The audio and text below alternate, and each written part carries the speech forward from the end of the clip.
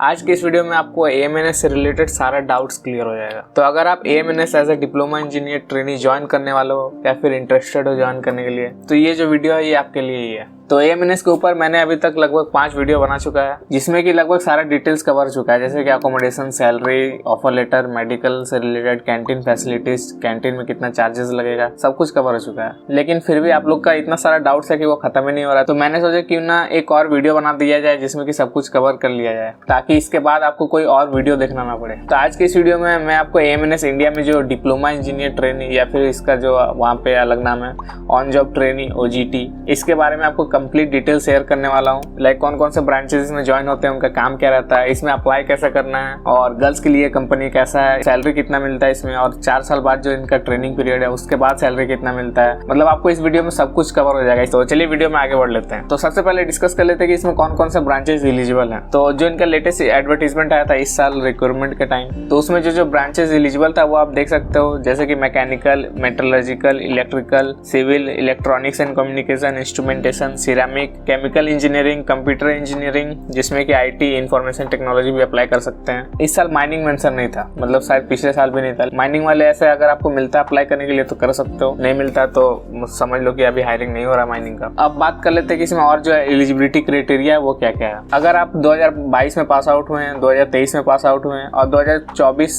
इस साल अगर आप अपेयरिंग है, पास आउट होने वाले हैं, तो आप इसमें अप्लाई कर सकते हैं। अगर 2022 से आप पहले पास आउट हो चुके हैं तो आप इसमें अप्लाई नहीं कर सकते। तो जब आप इसमें ज्वाइन करने जाओगे उस टाइम आपका मिनिमम 60% डिप्लोमा में होना चाहिए, और साथ ही साथ आपका कोई भी बैकलॉग एक्टिव नहीं होना चाहिए। मतलब अगर आपका पहले बैकलॉग था वो सब क्लियर हो जाना चाहिए ज्वाइनिंग तक। अब एज का बात कर ले तो मिनिमम एज आपका 18 तो होना ही चाहिए, 18 से कम है तो आप ज्वाइन नहीं कर सकते। साथ ही साथ मैक्सिमम एज जो है आपका 22 से ज्यादा नहीं होना चाहिए, और ये जो है आपका 1 मई तक काउंट होगा। 1 मई तक मतलब आप 18 ईयर्स हो जाने चाहिए या फिर 22 से क्रॉस नहीं करना चाहिए, तो आप ज्वाइन कर सकते हो। अब इसमें बहुत लोगों को मेडिकल से रिलेटेड डाउट्स होता है कि उनको कलर ब्लाइंडनेस है तो उनको हायर किया जाएगा नहीं, अगर उनको ग्लासेस लगा हुआ है स्पेक्स तो उनका हायर किया जाएगा कि नहीं। तो जो एडवर्टीजमेंट में मेंशन था वो मैं आपको बता देता हूँ। आपका खराब आई साइट नहीं होना चाहिए। अगर ग्लासेस लगा हुआ था ठीक है, ग्लासेस के साथ मतलब आपको दिखना चाहिए। ऐसा कुछ स्पेसिफिक पावर तो इसमें लिखा हुआ नहीं है, लेकिन आपको ग्लासेस के साथ अगर अच्छा दिखता है मतलब चल जाएगा काम। मतलब बहुत लोग ग्लासेस जिनको लगा हुआ रहता है वो लोग को हायर कर लिया जाता है, उन लोग को ग्लासेस की वजह से रिजेक्ट नहीं किया जाता। लेकिन आपका कलर ब्लाइंडनेस है तो आपको बिल्कुल नहीं लिया जाएगा, या आपका पार्शियल हो या फिर टोटली कलर ब्लाइंडनेस हो तो आपको उसी टाइम आपको डिस्क्वालीफाई कर दिया जाएगा। और भी कुछ लिखा हुआ, जैसे आपको सुनने में अगर कोई प्रॉब्लम होता हो या मतलब सीधे चल नहीं सकते, सही से सुन नहीं सकते, सही से देख नहीं सकते, तो आप इसमें मतलब एलिजिबल नहीं हो। आगे और भी डिटेल्स मैं आपको इसमें कवर करने वाला हूँ कि आपका मेडिकल होने कैसा वाला है, लेकिन धीरे धीरे आगे बढ़ते हैं। जैसा कि मैं प्रिपेयर करके रखा हूँ अपना स्क्रिप्ट, उसी के हिसाब से आगे बढ़ते हैं। तो अब बात कर लेते हैं कि इसका जॉब लोकेशन क्या होने वाला है। तो जितने भी लोग हायर हो रहे हैं अभी सब लोग जाएंगे पहले AMNS हजीरा गुजरात में। वहाँ पे इसका स्टील प्लांट है और वहीं पे इसका स्किल एकेडमी ऑफ डेवलपमेंट ऐसे करके जो नाम है, और मैक्सिमम लोगों का जॉब लोकेशन भी वही होने वाला है, हजीरा स्टील प्लांट में। और कुछ लोगों को फिर अलग अलग जगह भी भेजा जाएगा, पैन इंडिया में कहीं भी भेजा जा सकता है जहाँ पे इन लोग का काम होता हो। कुछ लोगों को जैसे उड़ीसा में आयरन और माइंस है और बेनिफिकेशन प्लांट भी है जहाँ पे और निकाला जाता है आयरन। और उसके बाद फिर उड़ीसा में और आंध्र प्रदेश में भी, आंध्र प्रदेश का विशाखापट्टनम और उड़ीसा में जो है पारादीप, ये दोनों जगह पे आपका पोर्ट भी है जहाँ से एक्सपोर्ट किया जाता है जो भी पैलेट और सिंटर बन जाते हैं उनको। तो वहाँ पे आपका जॉब लोकेशन हो सकता है, लेकिन मैक्सिमम लोग जो है वो हजीरा का स्टील प्लांट में होने वाला है। अब बात कर लेते हैं इसका ट्रेनिंग पीरियड के बारे में। जैसे आपका ऑफर लेटर आ जाएगा, डेट ऑफ ज्वाइनिंग उसमें लिखा रहेगा, आपको जाना रहेगा हजीरा स्टील प्लांट रिपोर्ट करने।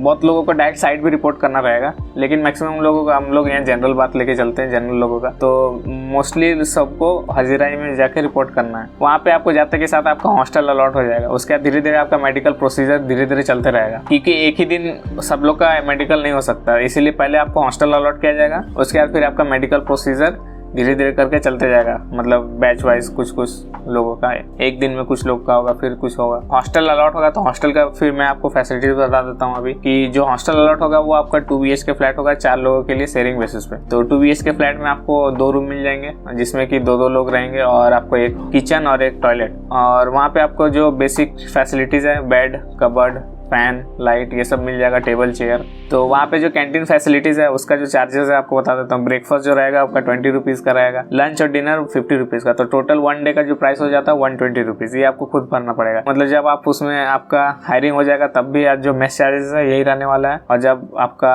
हायरिंग से पहले जो आपका मेडिकल प्रोसीजर चल रहा होगा उस टाइम भी आपका जो मेस चार्जेस है ये रहने वाला है। और मेडिकल में मेडिकल चेकअप जो हो रहा है वो जनरली मतलब जैसे आपका हॉस्टल अलॉट होगा पैरेलली आपका मेडिकल चेकअप भी चलते रहेगा। तो जो लोग डिस्क्वालीफाई हो जाएंगे वो लोग फिर हॉस्टल से फिर जा सकते हैं। अब यहाँ पे एक ये दिक्कत ये है कि जो लोग हायर हो चुके हैं उनको जो ट्रैवल में जो खर्चा हुआ है रिपोर्टिंग टाइम पे वो उनको मिल जाएगा, लेकिन जो लोग डिस्क्वालीफाई हो जाते हैं उनको कुछ नहीं मिलने वाला। जो ट्रेनिंग पीरियड है वो आपका 4 साल का होने वाला है, first, second, third, fourth year 4 साल का होगा, जिसमें कि चारों साल में आपका रेगुलर इंटरवल पे आपका टेस्ट होगा जो कि MCQ बेस्ड होगा। जो भी आपका वहाँ पे काम डिपार्टमेंट अलॉट होगा उसी से रिलेटेड क्वेश्चंस पूछा जाएगा। ये जो टेस्ट है वो भी आपका एकेडमी ही करवाएगी जो कि हायर कर रही है आपको, और जिसमें कि हायर से पहले क्लासरूम ट्रेनिंग होने वाला है। 6 वीक से लेकर 2 मंथ्स तक सबसे पहले आपका क्लासरूम ट्रेनिंग होगा, उसके बाद फिर आपको डिपार्टमेंट अलॉट किया जाएगा। जो भी आपका ब्रांच रहेगा उससे रिलेटेड जो डिपार्टमेंट वहाँ होंगे, वहाँ पे वैसे बहुत सारे डिपार्टमेंट्स है अलग अलग। स्टील मेकिंग में भी स्टील मेल्टिंग शॉप, और उसके अंदर भी और बहुत सारे डिपार्टमेंट्स है। अलॉइंग के लिए अलग डिपार्टमेंट होगा,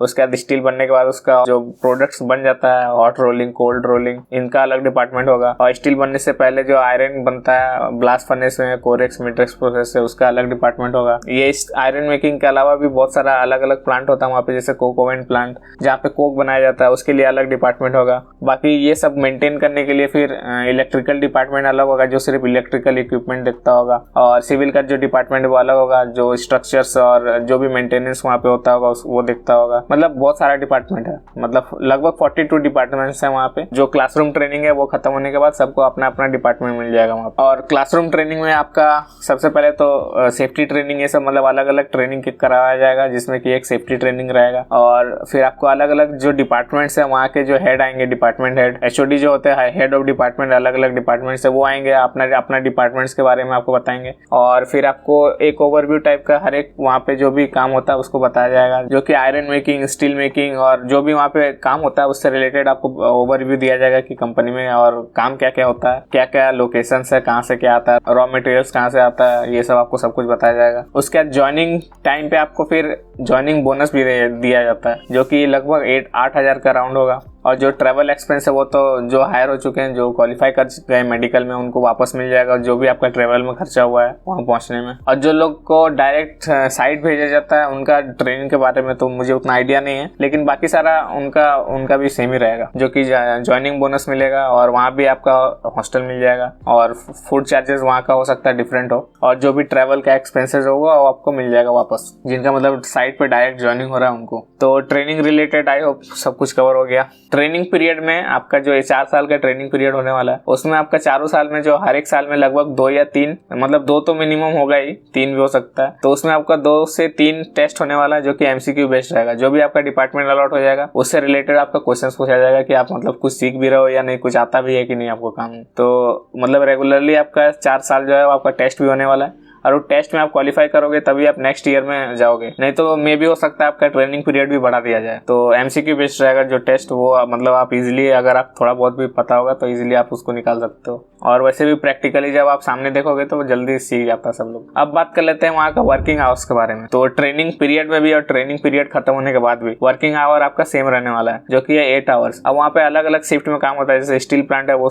मतलब हमेशा चलते रहता है, ऐसा नहीं है कि दिन में चलता है रात को बंद हो जाता है, ऐसा नहीं है। तो स्टील प्लांट हमेशा चलते रहता है, तो वहाँ पे जो अलग अलग शिफ्ट चलता है, shift A, shift B, shift C, मतलब 8-8 घंटा का शिफ्ट चलता है जो कि टोटल 24 घंटा हो जाता है, मतलब प्लांट जो है 24 घंटा चलता है। अलग अलग शिफ्ट में आपको रहेगा, और जनरली सबको शिफ्ट में जाना रहता है। कुछ लोगों को जनरल शिफ्ट रहता है जो कि ऑपरेशन में नहीं रहता, उनको जनरल शिफ्ट भी मिलता है, तो जनरल शिफ्ट जो है वो अलग रहता है, उसमें भी मतलब आपका 8 आवर्स ही रहेगा आपका वर्किंग आवर्स, लेकिन उन लोग का शिफ्ट में नहीं रहता, उन लोग का डेली फिक्स टाइम रहता है। जिनका शिफ्ट में रहता है उनका चेंज होता है शिफ्ट रेगुलर टाइम पे, जैसे 1 वीक या 15 डेज के अंदर, 1 या 2 वीक में आपका शिफ्ट चेंज होगा। अभी अगर शिफ्ट A है तो नेक्स्ट टाइम शिफ्ट B होगा, फिर नेक्स्ट टाइम शिफ्ट C होगा, ऐसे। गर्ल्स के लिए जनरली वहाँ पे जनरल शिफ्ट ही रहता है, और उन लोग का वर्क भी ऑपरेशन में कम दिया जाता है, तो ये थोड़ा सा उनको प्रेफरेंस मिल जाता है। लेकिन ऐसा नहीं है कि बिल्कुल भी उनको मतलब बहुत ज्यादा प्रेफरेंस मिलता है, अगर जरूरत पड़े तो उनको भी शिफ्ट में जाना पड़ता है और वो ऑपरेशन में भी जाना पड़ता है। और एक ये कि यहाँ पे कोई ओवर टाइम के लिए आपको कुछ नहीं मिलने वाला, ओवर टाइम मतलब होता ही नहीं है। अगर 8 आवर्स आपका वर्किंग आवर्स है तो 8 आवर्स ही होगा, उससे ज्यादा नहीं होगा। मतलब ओवर टाइम तो कर ही नहीं सकते, और करते भी हो तो कुछ एक्स्ट्रा नहीं मिलने वाला।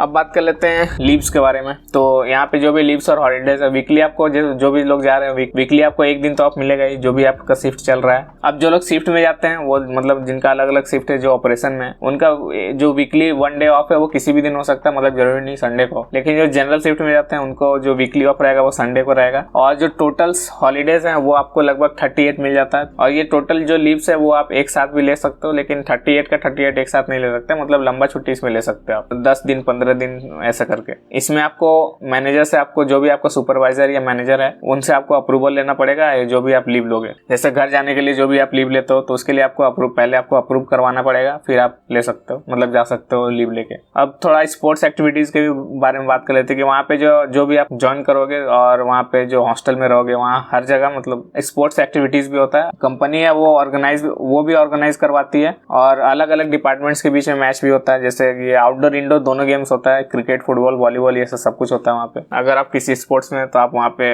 अपना झंडा गाड़ सकते हो। तो अब बात कर लेते हैं सैलरी के बारे में। ट्रेनिंग पीरियड जो 4 साल का होने वाला उसमें जो आपका फर्स्ट ईयर में सैलरी होने वाला तो पिछले साल जो ऑफर लेटर था उसमें मेंशन किया होता है 15,500 रुपीज, और इसमें आपका कोई भी एक्स्ट्रा चार्जेस नहीं कटता है। और इसमें एक्सपेंसेस में भी मतलब हॉस्टल ये सब का कुछ माइनस नहीं होता। जो भी आपका खर्चा होगा मेस का होगा। अगर आप खुद खाना बना सकते हैं तो वो भी बना सकते हो, लेकिन हॉस्टल में जो है गैस अलाउड नहीं है। तो अगर आपको खुद खाना बनाना है तो उसके लिए आप इंडक्शन पे बना सकते हो। और सेकंड ईयर में जो आपका सैलरी होने वाला है वो 18,000 होने वाला है। और थर्ड ईयर में जो आपका सैलरी होने वाला है वो 21,000 होने वाला है। फोर्थ ईयर में जो आपका सैलरी होने वाला है वो 24,000 होने वाला है। अब इसमें हो सकता है 500 अभी बढ़ गया हो, क्योंकि फर्स्ट ईयर वाला में पहले 15,000 था तो अभी 15,500 हो गया। तो हो सकता है सेकंड और थर्ड और फोर्थ ईयर में भी 500 रुपीज बढ़ गया हो, लेकिन इसके लिए मैं श्योर नहीं हूँ। अब फाइनली बात कर लेते हैं कि 4 साल के बाद आपका सैलरी क्या होने वाला है। तो 4 साल बाद जो आपका सैलरी होने वाला है वो मतलब आपका जो CTC होगा वो 4 LPA का होगा। उस टाइम आपका डिडक्शन भी होगा। ऐसा नहीं है आपका पूरी सैलरी जो CTC है आपको पूरा मिल जाएगा। उसमें जो डिडक्शन होगा PF तो होगा ही, जो प्रोविडेंट फंड होता है। उस ऊपर से अगर आप हॉस्टल लेकर रहते हो तो हॉस्टल का अलग चार्ज लिया जाएगा। और उस टाइम जो हो सकता है इंश्योरेंस के लिए भी आपका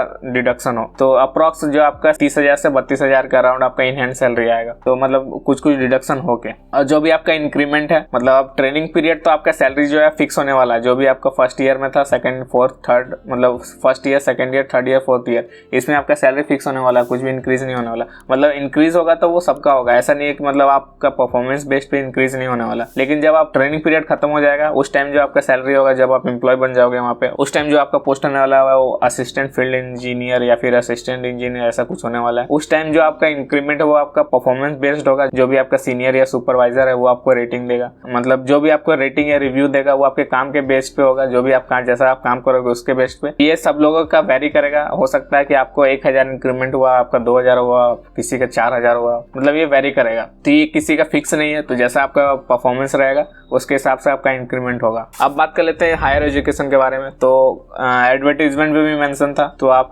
इजीली देख सकते हो। अगर आप देखोगे तो आपको पता होगा। तो वहाँ पे आपको बैचलर्स डिग्री करवाया जाएगा, जो भी आपका स्टार्टिंग में क्लासरूम ट्रेनिंग होने वाला वहाँ पर एकेडमी में, और जो आपको हायर कर रही है वो एकेडमी, दोनों सेम है। तो वहाँ पे जो आप वहीं पे आपका क्लासेस होगा। इसका ये जो बैचलर्स डिग्री है ये मतलब नॉर्मल बैचलर्स डिग्री, ये कोई इंजीनियरिंग डिग्री नहीं है, ये बात का ध्यान रखना। मतलब जैसे बाकी बैचलर्स डिग्री होता है, जैसे BSc हो गया, बैचलर्स इन साइंस, BCom हो गया, बैचलर्स इन कॉमर्स, उसी तरह यहाँ पे बैचलर्स डिग्री है जो कि स्टील टेक्नोलॉजी एक है और दूसरा है ग्रीन एंड रिन्यूएबल एनर्जी। तो ये दोनों में आपका बैचलर्स डिग्री करवाएगा ये कंपनी। और ये आप मतलब पैरेलली कर सकते हो, ट्रेनिंग पीरियड में भी कर सकते हो। ऐसा नहीं ट्रेनिंग पीरियड खत्म होने के बाद, ट्रेनिंग पीरियड में भी ये कर सकते हो। और जो ये कोर्स का ड्यूरेशन है ये शायद 2 साल का है, तो 2 साल में आपका ये कंप्लीट हो जाएगा। तो आप मतलब एक ग्रेजुएट हो जाओगे। लेकिन ये इंजीनियरिंग का डिग्री नहीं रहेगा, ये बस एक डिमेरिट है। लेकिन इसका जो कुछ बेनिफिट आपको कंपनी में मिलेगा, ऐसा नहीं कुछ भी नहीं। और जो सैलरी इंक्रीमेंट है वो आपका मेनली रहेगा आपका परफॉर्मेंस पे बेस्ड पे। ऐसा नहीं है कि आप ये डिग्री कर लेते हो तो आप बहुत ज्यादा हाई हो जाएगा, लेकिन कुछ तो बेनिफिट होगा।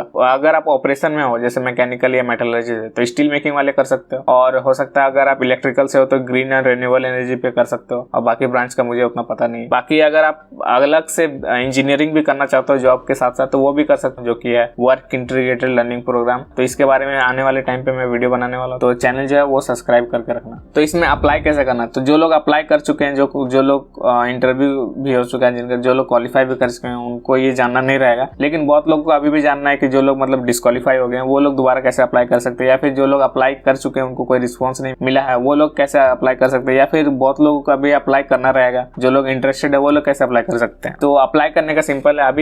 अभी जो हायरिंग चल रहा है वो मतलब ऐसा नहीं कि यही अभी लास्ट है इस साल, अभी बहुत लंबा चलेगा ये हायरिंग। तो अभी जो हायरिंग चल रहा है ये कैंपस विजिट करके कर रहे हैं। जो भी एकेडमी वहाँ पे जो AMNS का जो एकेडमी है वो कैंपस में जो ट्रेनिंग एंड प्लेसमेंट ऑफिसर है, तो जो अच्छे कॉलेजेस है उनके पास जा रहे हैं उनके पास, तो उसी कॉलेज विजिट करके मतलब हायरिंग हो रहा है अभी। और जो टेस्ट है ये तो ऑनलाइन हो जा रहा है, लेकिन जो इंटरव्यू है इसके लिए ऑफलाइन इंटरव्यू करवाया जा रहा है। तो एकेडमी के जो लोग हैं वो कॉलेज विजिट कर रहे हैं इंटरव्यू लेने के लिए। लास्ट ईयर, उससे भी लास्ट ईयर, और उस टाइम ये जो इंटरव्यू था वो ऑनलाइन हो रहा था, लेकिन इस साल इंटरव्यू ऑफलाइन हो रहा है। हो सकता है आने वाले टाइम पे मतलब हो सकता है फिर ऑनलाइन हो जाए, सारा कॉलेजेस खत्म हो जाए अच्छा, फिर भी उन लोग को रिक्वायरमेंट का जरूरत हो और लोगों का, तो हो सकता है उस टाइम ऑनलाइन ले ले, क्योंकि हर एक कॉलेज जा जाके विजिट करके इंटरव्यू लेना उतना भी मतलब ईजी नहीं है कि अभी 2 लोग चाहिए तो फिर से चले जाते हैं किसी कॉलेज में जाके इंटरव्यू लेके ले आते हैं, मतलब ऐसा पॉसिबल नहीं है। अभी मास में हायरिंग हो रहा है तो कॉलेज विजिट करके ये इंटरव्यू ले रहे हैं। मतलब अभी जो लोग हायर हो गए हैं ये लोग ज्वाइन करेंगे जुलाई के एंड में, हो सकता है ज्वाइन कर ले, या अगस्त के स्टार्टिंग में, फिर अगस्त, मतलब हर एक महीना में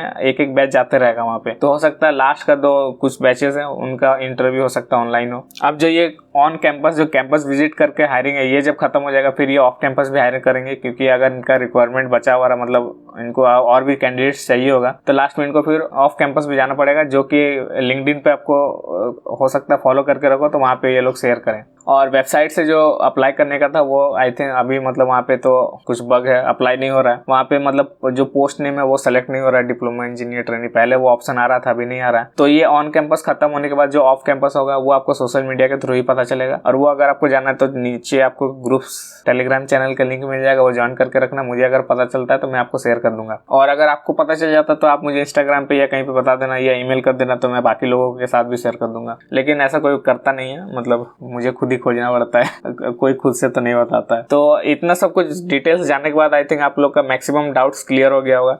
अब बहुत लोग को डाउट रहता है कि वो मतलब बहुत सारा ब्रांचेस जो मैकेनिकल, इलेक्ट्रिकल, मेटलर्जी के अलावा इन लोग का तो कोर काम है स्टील प्लांट में, लेकिन बहुत लोग सिविल से और कंप्यूटर साइंस से ये लोग बहुत ज्यादा कंफ्यूज रहते हैं कि ये लोग को हायर किया जाता है कि नहीं, मतलब ऐसे अप्लाई करते टाइम तो एलिजिबल है ये लोग भी, लेकिन ये लोग को सच में हायर किया जाता है कि नहीं, ये लोग बहुत ज्यादा ये कंफ्यूजन में रहते हैं। ये अब आगे वीडियो में आपका ये सारा कंफ्यूजन दूर होने वाला है। तो अब हम लोग बात करने वाले हैं जॉब रोल के बारे में कि कौन से ब्रांच का आखिर वहाँ काम क्या रहता है। जो भी मैकेनिकल ब्रांच है उनको जो मैकेनिकल जो भी इक्विपमेंट और मशीनरी रहता है वहाँ पे उनका मेंटेनेंस, ऑपरेशन इनको देखना रहता है और चेक करना रहता है कि सब कुछ ऐसे से काम हो रहा है कि नहीं, मतलब कुछ भी फॉल्ट आता है उनको फिर मेंटेन करना, उनको रिपेयर करना, जो भी मैकेनिकल इक्विपमेंट। और मैक्सिमम चीज तो वहाँ मैकेनिकल इक्विपमेंट ही रहता है। सबका डिपार्टमेंट से अलग अलग दिया जाएगा और सबको अलग अलग काम करवाया जाएगा। ऐसा नहीं कि सबका काम एक ही होगा, ऐसा भी नहीं है। तो अलग अलग डिपार्टमेंट में सबका अलग अलग काम होने वाला है। मतलब मैं अभी थोड़ा ओवरव्यू बता दे रहा हूँ कि वहाँ किस टाइप का मतलब काम होता है, तो थोड़ा बहुत आपको आइडिया लग जाएगा। और जो मेटलर्जी से हैं उनका मेनली जो रहता है वो प्रोडक्शन में काम रहता है, जो भी वहाँ स्टील मेकिंग और आयरन मेकिंग प्रोडक्शन हो रहा है उससे रिलेटेड। तो वहाँ पे जो भी फर्नेस यूज हो रहा है उसमें उन लोग का काम रहेगा। उसके बाद जो भी फर्नेस से आयरन बनने के बाद फिर उनका स्टील बन रहा है, और स्टील मेकिंग में भी जो फर्नेस यूज हो रहा है, इलेक्ट्रिक आर्क फर्नेस यूज होता है, तो उसमें भी उनका काम रहेगा। और उसके बाद फिर स्टील बनने के बाद अलॉइंग में भी काम रहेगा, और हीट ट्रीटमेंट किया जा रहा है उसमें भी उनका काम रहेगा। मेटलर्जी का जो भी ऑपरेशन और प्रोडक्शन में है उनका काम आ जाता है वहाँ पे। इलेक्ट्रिकल का तो इलेक्ट्रिकल का एक अलग ही डिपार्टमेंट है जिसमें जितना भी इक्विपमेंट वहाँ यूज हो रहा है जो कि इलेक्ट्रिकली ऑपरेट किया जाता है उसको रिपेयर करना, मॉनिटर करना, ये सब उनको देखना रहता है जो भी इलेक्ट्रिकल से जाएंगे उनको। अब बात कर लेते हैं सिविल के बारे में। तो सिविल वालों को बहुत डाउट रहता है कि स्टील प्लांट में सिविल इंजीनियर्स का क्या काम है। तो जो स्टील प्लांट है वो ऐसे ही नहीं बन गया, उसके लिए भी स्ट्रक्चर बनाया गया होगा पहले। जो सिविल का भी जो बेस होता है वो पहले बनाया गया होगा, तो उसको मेंटेन करना, उसको रिपेयर करना, कुछ भी होता है तो वहाँ पे जो भी अभी एक्सपेंड हो रहा है स्टील प्लांट, जो बहुत सारा नया नया प्रोजेक्ट्स आ रहा रहा है, वो एक्सपेंशन हो रहा है, अलग नया ब्लास्ट फर्नेस बन रहा है एक अलग, तो वहाँ पे भी सिविल इंजीनियर्स का काम है। जो भी कंस्ट्रक्शन हो रहा है वहाँ पे, जो भी स्ट्रक्चर बन रहा है और जो भी वहाँ पे रोड्स है, जो भी बिल्डिंग्स है, जो भी स्ट्रक्चरल जो भी है, जो कि प्लांट्स के ऑपरेशन में काम आता है, वो सब फिर वहाँ पे सिविल का काम आ जाता है। और भी ब्रांच में इसी तरह सिमिलर बहुत सारा उनका ब्रांच से रिलेटेड उनको डिपार्टमेंट मिल जाता है और फिर वहाँ पे उनके हिसाब से उनका काम मिल जाता है। अब जैसे सिरामिक ब्रांच है, उनका जो भी वहाँ पे सिरामिक मटेरियल यूज हो रहा है वहाँ पे उनका काम आ जाता है, उससे रिलेटेड उनका काम आ जाता है। अब बहुत सारे केमिकल से जो जाएंगे, जो भी स्टील प्रोडक्शन में जितना भी केमिकल प्रोसेस यूज हो रहा है वहाँ पे उनका केमिकल इंजीनियर, जो भी केमिकल ब्रांच से जाएंगे उनका काम आ जाएगा। जो भी वेस्ट मैनेजमेंट होगा वहाँ पे, प्लांट का जो आउटपुट है, जो भी वेस्ट मटेरियल, उसको भी पहले क्लीन किया जाता है फिर एटमोस्फेयर में छोड़ा जाता है, तो वो सब भी उनको देखना रहता होगा। और इंस्ट्रूमेंटेशन से जो है वो जितना भी सारा इक्विपमेंट यूज हो रहा है जो इलेक्ट्रिकली कंट्रोल किया जाता है कहीं से, तो उनके लिए कंट्रोल सिस्टम बनाना, उनको मॉनिटर करना और उनको फिर रेगुलेट भी करना, वहाँ पे इंस्ट्रूमेंटेशन का काम आ जाता है। और इलेक्ट्रॉनिक्स एंड कम्युनिकेशन का फिर काम आ जाता है, जो भी वहाँ पे इलेक्ट्रॉनिक सिस्टम और कम्युनिकेशन नेटवर्क है उससे रिलेटेड। प्लांट में ऐसा नहीं है कि कम्युनिकेशन भी बहुत ज्यादा इंपॉर्टेंट है वहाँ पे, तो वहाँ पे जो भी इलेक्ट्रॉनिक्स वाले हैं उनका वहाँ पे काम आ जाता है। लेकिन इलेक्ट्रॉनिक्स, इंस्ट्रूमेंटेशन और कंप्यूटर, ये तीनों से बहुत ज्यादा कम हायरिंग होता है। मैक्सिमम जो हायरिंग होता है वो मैकेनिकल, मेटलर्जी और इलेक्ट्रिकल, उसके यही तीनों ब्रांच से ज्यादा हायरिंग होता है। और उसके बाद थोड़ा बहुत सिविल से होगा। कंप्यूटर साइंस है, इससे बहुत ही ज्यादा कम होता है, हो सकता है एक बैच में 2-4 लोग जाएं। और जो कंप्यूटर साइंस है वो लोग जो भी प्लांट का, मतलब जो भी कंपनी का है, वो जो AMNS है, वो जो आप अभी वेबसाइट देख रहे हो ये तो अलग है, लेकिन जो भी कंपनी का जो भी डेटा और रिकॉर्ड्स है उनको मैनेज करना और इंटरनली जो कंपनी में सॉफ्टवेयर यूज हो रहा है उनको डेवलप करना, फिर उनको मेंटेन करना, ये सब काम में फिर कंप्यूटर वालों का काम होता है। लेकिन जो डिप्लोमा से उनका बहुत कम हायरिंग होता है। इसमें जो इंजीनियरिंग करके जा रहे हैं उनके ज्यादा हायरिंग, मतलब उनको थोड़ा ज्यादा लिया जाता है। इसी तरह मतलब सारा ब्रांच का वहाँ पे काम है। जो ब्रांच यहाँ पे लोग मेंशन किए हैं और जो वो लोग जब उनको हायर नहीं करना तो मेंशन ही नहीं करेंगे, उनको कौन फोर्स कर रहा है। वीडियो इतना ज्यादा लंबा हो गया है, फिर भी आप कुछ क्वेश्चंस अगर आपको कुछ डाउट्स बच गया हो तो अब ये जो Q&A सेशन है इसके में खत्म हो जाएगा वो डाउट्स आपका। और वीडियो अगर आपको इन्फॉर्मेटिव लग रहा होगा तो नीचे लाइक का बटन है उसको दबा देना, कमेंट्स करके बताना किस मतलब कुछ भी कमेंट कर देना। वीडियो मतलब इतना देर अभी 50 मिनट ये जो है रिकॉर्ड कर चुके हैं, इसको एडिट करने में हो सकता है ये 20-30 मिनट कट जाए, हो सकता है 30 मिनट का हो जाए, लेकिन अभी तक ये 50 मिनट रिकॉर्ड हो चुका है। 50 मिनट में स्ट्रेट बोलते जा रहा हूँ, तो इसके लिए आप एक थैंक यू कमेंट कर सकते हो अगर कुछ कमेंट नहीं है आपके पास करने के लिए। तो अब बात कर लेते हैं जो भी आपका डाउट्स आया गूगल फॉर्म में वो। तो सबसे पहला जो है राहुल मंडल की तरफ से जो इलेक्ट्रिकल ब्रांच है वो इंटरव्यू क्वेश्चंस पूछ रहे हैं। तो इलेक्ट्रिकल का जो इंटरव्यू क्वेश्चन है वो आपको मिल जाएगा, जो एक चैनल है डिजिटल एजुकेशन सेंटर करके, वो डाला हुआ है इसके ऊपर, तो वहां से आप देख लेना। बाकी और ब्रांचेस को मैं बता देता हूँ, मतलब एक जनरल ओवर आइडिया दे देता हूँ कि इंटरव्यू में पूछा क्या जाता है। तो सबसे पहला तो आपको पता होना चाहिए कि स्टील प्लांट में वहाँ पे क्या क्या प्रोसेस यूज हो रहा है और आपका ब्रांच से रिलेटेड वहाँ क्या काम होता है, ये चीज आपको पता होना चाहिए। तो उससे रिलेटेड जो भी आपका ब्रांच पेपर है, जो भी आपको पढ़ना है वो पढ़ लेना। साथ ही साथ आपको अपना इंट्रोडक्शन अच्छे से प्रिपेयर करना है और आपको अपने बारे में पता होना चाहिए कि आपको लाइफ में क्या करना है। और जो भी रिज्यूमे में मेंशन करोगे वो चीज आपको पता होना चाहिए। मतलब रिज्यूमे में अगर कोई हॉबी भी मेंशन कर रहे हो तो उसके बारे में भी आप बोल सको। जो भी आप उसमें प्रोजेक्ट मेंशन कर रहे हो उसके बारे में आप बोल सको। जो भी आपका ब्रांच का कोर पेपर है जो कि स्टील प्लांट में हो सकता है यूज हो रहा हो, तो उसको अच्छे से पढ़ लेना है और अपना उसको फेवरेट सब्जेक्ट, मतलब एक और आपका जो एक फेवरेट सब्जेक्ट होगा कुछ, उसको पढ़ लेना है। तो इंटरव्यू जो होगा वो मैं बता देता हूँ कैसा होने वाला है। सबसे पहले आपका बारे में पूछा जाएगा, आपका इंट्रोडक्शन पूछा जाएगा, आप स्कूलिंग कहाँ से किए हो, घर में कौन कौन है, ये सब पूछा जाएगा। उसके बाद फिर आपका आएगा टेक्निकल राउंड, जिसमें कि आपका ब्रांच से रिलेटेड क्वेश्चन पूछा जाएगा। अगर आप इसमें कुछ मतलब वो हो सकता है खुद से वो क्वेश्चन पूछें, अगर उनको उस टाइम अगर आप नहीं बता पाते हो तो लास्ट में वो लास्ट क्वेश्चन पूछेंगे आप पढ़ के क्या आए हो या फिर आपका फेवरेट सब्जेक्ट क्या है, इस पे आ जाते हैं लास्ट पे। तो अगर आप कुछ पढ़ के गए हो या फिर आपका कोई फेवरेट सब्जेक्ट है जिसमें आपका अच्छा पकड़ है तो वो बता सकते हो, तो फिर उससे रिलेटेड वो क्वेश्चन पूछेंगे। लेकिन ऑफलाइन इंटरव्यू हो रहा है तो इसमें बहुत ही ज्यादा अच्छे से आपको प्रिपेयर करके जाना होगा। इसमें आपका अच्छे से बॉडी लैंग्वेज भी देखा जाएगा और आपका कम्युनिकेशन स्किल्स भी देखा जाएगा कि आप कैसे आंसर करते हो। इसमें थोड़ा सा आपको हो सकता है डर भी लगे, तो आपको इस इंटरव्यू के लिए बहुत अच्छे से प्रिपेयर करना पड़ेगा क्योंकि ऑफलाइन इंटरव्यू हो रहा है। उसके बाद फिर है नेक्स्ट क्वेश्चन जो है मुस्तक से, जो कि I can't receive exam link why. तो हो सकता है आप क्वालिफाई नहीं किए हो एलिजिबिलिटी क्राइटेरिया आप चेक करना, जो मैंने अभी बताया, उसमें हो सकता है आपका परसेंटेज कम हो, उसके वजह से हो सकता है एग्जाम लिंक नहीं मिला हो। तो एग्जाम लिंक नहीं मिलने का बहुत सारा रीजंस हो सकता है। अगर आप कॉलेज के थ्रू अप्लाई किए हो तो ये आप अपने टीपीओ से पूछ सकते हो, जो कि ईमेल कर सकते हैं कंपनी में कि एग्जाम लिंक आपको नहीं मिला है। और अभी जो हायरिंग हो रहा है वो तो कॉलेज विजिट कर करके हो रहा है, तो अगर आप कॉलेज के थ्रू अप्लाई किए हो तो आप टीपीओ को, जो भी आपके कॉलेज में टीपीओ रहेंगे उनको बोल सकते हो, तो वो ईमेल कर सकते हैं जो भी कंपनी में रहेंगे उनको। तो हो सकता है नेक्स्ट टाइम जब एग्जाम हो या असेसमेंट हो उस टाइम आपको लिंक मिल जाए। नेक्स्ट क्वेश्चन है फैजन से, ये पूछ रहे हैं कि व्हेन विल माय टेस्ट और इंटरव्यू। इसका डिटेल आपको ईमेल में ही मिलने वाला है। मेरा कोई ऐसा इंटरनली वहाँ का जो हायरिंग कर रहे हैं उनके साथ ऐसा कुछ कनेक्शन नहीं जो मुझे पल पल की खबर देते रहे कि टेस्ट होने वाला है इतने तारीख को, इंटरव्यू होने वाला है इतने तारीख को, तो मैं आपको बता दूं। जो भी वो डेट्स रहेगा, जो भी जिस भी दिन उनको लेना रहेगा वो आपको ईमेल के थ्रू पता चल जाएगा। तो आप अपना जो ईमेल देखे रहे हैं उसको आप रेगुलरली चेक करते रहना। साथ ही साथ अगर आप ग्रुप में एक्टिव हो तो अगर आपको पता चलता है तो आप बता देना, अगर किसी और को पता चलता है तो वो बता देंगे। मतलब इसी तरह आपको पता चल जाएगा कि टेस्ट हो रहा है या इंटरव्यू हो रहा है ऐसा। बाकी इसके बारे में जो लोग अप्लाई किए हैं उन्हीं को सबसे पहले पता चलेगा ईमेल के थ्रू, बाकी और किसी को पता नहीं चलेगा।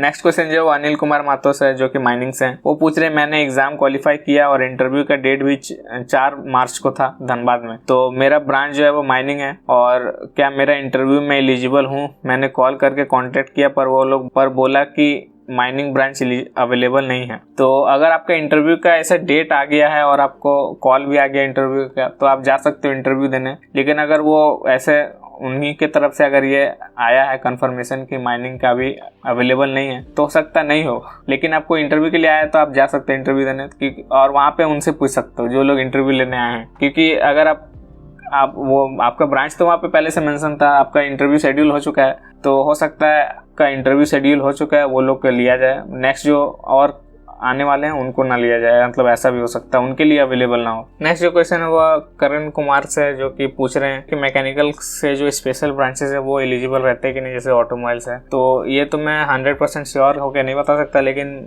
वहाँ पे जो मैंने पूछा है जो लोग वहाँ जो अभी ट्रेनीज हैं तो वो लोग बोल रहे हैं कि हाँ एलिजिबल है, तो अगर आप अप्लाई करने का कर सकते हो, लेकिन इसके लिए मैं 100% श्योर नहीं हूँ। वैसे एलिजिबल होना चाहिए क्योंकि इनका सारा सिलेबस तो सेम ही होता है, 1 या 2 पेपर ऐसा अलग होता है मैकेनिकल से। तो अगर आपका स्पेशल ब्रांच है मैकेनिकल का तो अप्लाई कर देना, अगर हो जाता है तो ठीक है। मतलब ऐसे रेज्यूमे में तो आपका मेंशन रहेगा ही, तो आपका इंटरव्यू के टाइम पता चल जाएगा उनको, और नहीं भी चलता है तो आप इंटरव्यू के टाइम ही उनको बता देना। तो अगर इंटरव्यू के टाइम अगर वो बोल देंगे हाँ ठीक है तो फिर आपका कोई प्रॉब्लम नहीं होगा।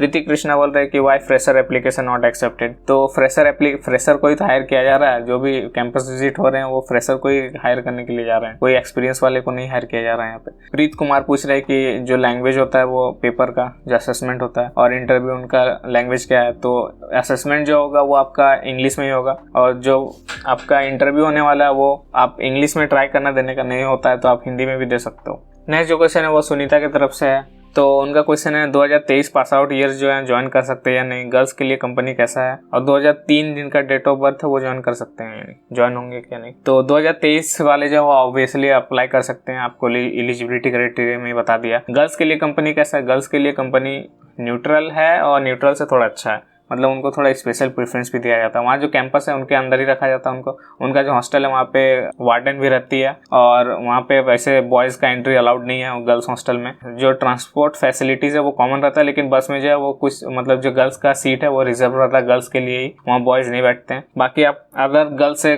पूछ सकते हैं उनका रिव्यू, जो आप लिंक्डइन पे सर्च कर सकते हो, जो लोग काम कर रहे होंगे एएमएनएस में अदर गर्ल्स, उनसे उनका रिव्यू ले सकते हो कि उनको कैसा लग रहा है वहाँ कंपनी में, तो उससे आपको बेटर अंडरस्टैंडिंग मिलेगा। तो आई होप अभी तक जो देख रहे हैं उनका सारा डाउट्स क्लियर हो गया होगा, और अभी तक वीडियो देखने के बाद भी अगर मतलब कुछ डाउट्स रह गया तो मुझे आप मैसेज कर सकते हैं इंस्टाग्राम पे, या ईमेल भी कर सकते हो अगर इंस्टाग्राम पे रिप्लाई नहीं मिलता है तो, क्योंकि जब भी मैं रील्स देखना मतलब थोड़ा इंस्टाग्राम पे ज़्यादा टाइम वेस्ट होने लगता है तो मैं उसे डिलीट कर देता हूँ। तो और ईमेल करने नहीं आता है तो कॉमेंट्स में बताओ, उसके ऊपर भी एक नया वीडियो आ जाएगा चैनल पर। अगर आप यहाँ तक पहुँच ही गए हैं तो ज़रूर ये वीडियो आपको हेल्पफुल लगा होगा, तो आप नीचे कॉमेंट एक अच्छा सा कॉमेंट कर सकते हो आपको वीडियो मतलब क्या कितना ज़्यादा हेल्पफुल लगा है, और क्या आपको मतलब अगर आपको कुछ एएमएनएस से रिलेटेड डिटेल्स अगर पूछता है तो आप ये वीडियो उनको रेकमेंड कर सकते हो, ग्रुप्स ज्वाइन कर सकते हो। लेकिन आप अगर आपका जॉब लग चुका है तो कोई पॉइंट नहीं है ज्वाइन करने का, फिर भी अगर मन है तो ज्वाइन करके रख सकते हो। बाकी मैं मिलूंगा आपसे नेक्स्ट वीडियो में, तब तक के लिए बाय।